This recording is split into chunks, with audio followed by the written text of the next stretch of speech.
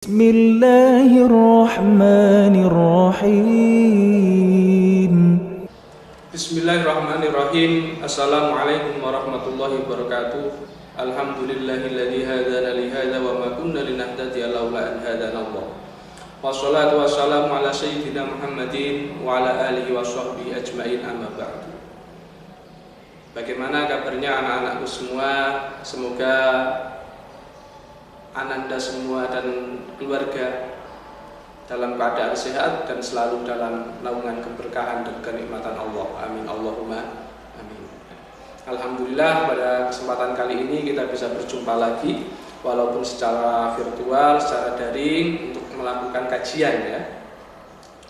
Untuk melakukan kajian yaitu kitab Mabadi' Fiqh juz 3.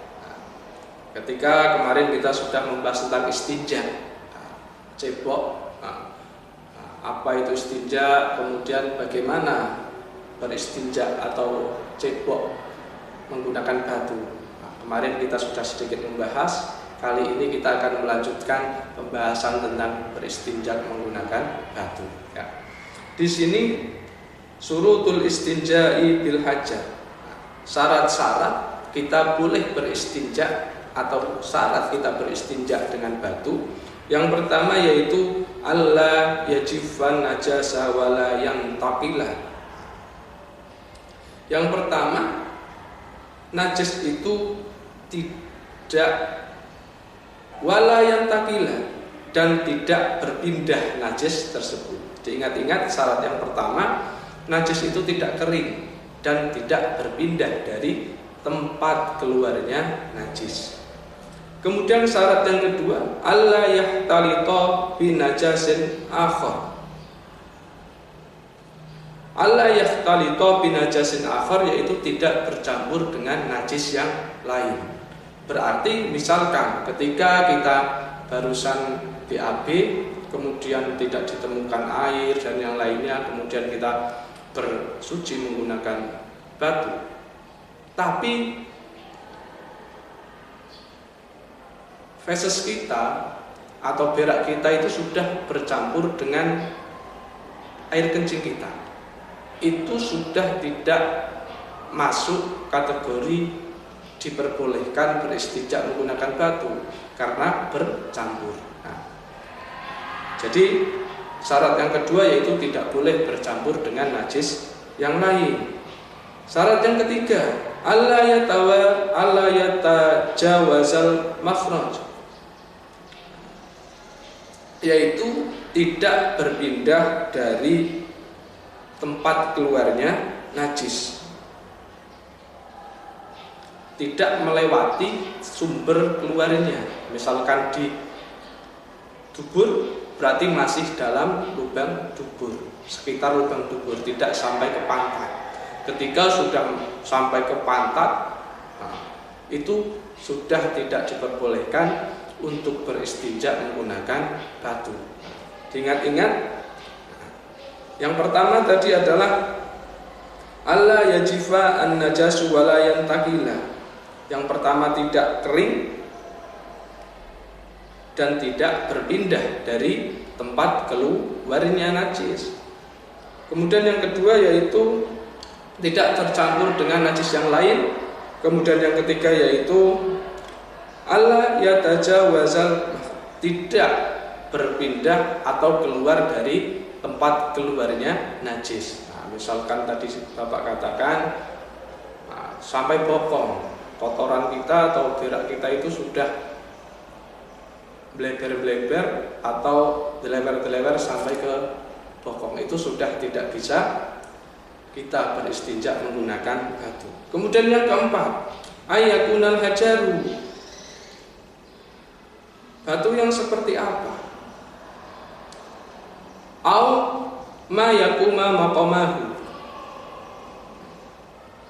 batu yang digunakan atau sesuatu yang bisa menggantikan batu. Itu syaratnya apa? Yang pertama jafan, itu bendanya adalah kering. Kemudian tohiron, suci. Kemudian qali'an, dan bisa menghilangkan najis. Qali'an lin najasati, dan bisa menghilangkan najis, atau benda tersebut bisa membersihkan dubur kita dari najis. Bapak ulangi, benda yang diperbolehkan sebagai pengganti dari batu, yang pertama syaratnya jafan, yaitu kering, yang kedua suci, dan yang ketiga yaitu bisa menghilangkan najis dari tempatnya, yaitu dubur. Kemudian ma yaqumu maqamal hajar, barang-barang apa saja yang bisa menggantikan batu.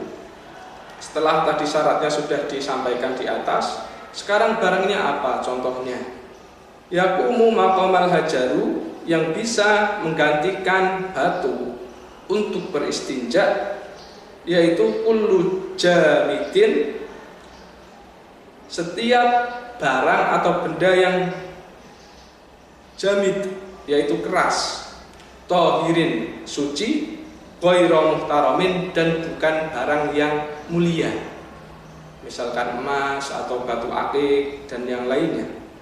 Kawarokin, seperti daun, wahasabin, dan kayu. Jadi barang-barangnya yaitu syaratnya tetap harus suci, kemudian barangnya keras, kemudian bukan barang yang mulia seperti emas ataupun batu akik. Contohnya apa yang masuk dalam kategori boleh digunakan untuk bersuci sebagai pengganti batu, yaitu kawarokin, daun, wahasabin, dan kayu. Nah, bisa dipahami ya. Bapak ulangi dari pertama, syarat batu, syarat bersuci menggunakan batu yang pertama adalah alla yajifa an najasu walayan takila. Yang pertama yaitu tidak kering, walayan takila, dan tidak berpindah najis tersebut. Kemudian selanjutnya alla yahtalito binajasin akhar, tidak tercampur dengan najis yang lain, misalkan air kencing atau yang lainnya. Kemudian alla yatajawazal makhraj, tidak berpindah atau melebar. Melebar itu dalam artian sudah berpindah dari tempatnya. Syaratnya itu misalkan sudah sampai bokong, sampai paha bawah dan yang lain, itu tidak bisa kita beristinja menggunakan batu. Kemudian barang-barang yang bisa digunakan sebagai batu, yaitu yang pertama syaratnya adalah kering, suci, kemudian qali'an, bisa menghilangkan najis. Kemudian jamidin, yaitu barang yang keras, tahirin, dan suci, ghairu muhtaramin, yaitu bukan barang yang mulia seperti emas atau batu akik. Contohnya apa yang boleh dipergunakan dan sesuai syarat-syarat tadi, yaitu daun dan kayu ya. Begitu yang dapat Bapak sampaikan, kurang lebihnya mohon maaf, semoga bermanfaat. Assalamualaikum warahmatullahi wabarakatuh.